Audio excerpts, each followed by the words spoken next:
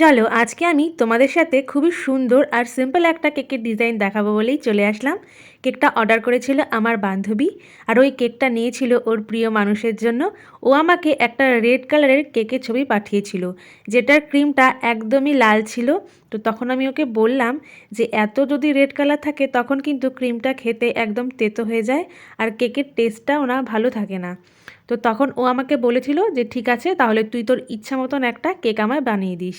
যেমন ভাবা তেমনি কাজ। কেউ যখন আমায় বলে না তুমি তোমার ইচ্ছে মতন একটা কেক বানিয়ে দিও, তখন কিন্তু আমি নিজে থেকেই ভাবি যে কেমন ডিজাইনের কেক বানালে ভালো লাগবে।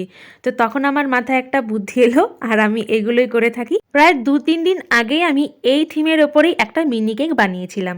তো তখন আমার খুবই ইচ্ছে ছিল যে আমি এই কেকটা আরও একবার একটা বড় কেকের ওপরেই ট্রাই করব, কারণ ডিজাইনটা আমার খুব ভালো লেগেছিল। তাই আজকে এই কেকটা আমি বানিয়ে ফেললাম। কেমন হয়েছে জানিও।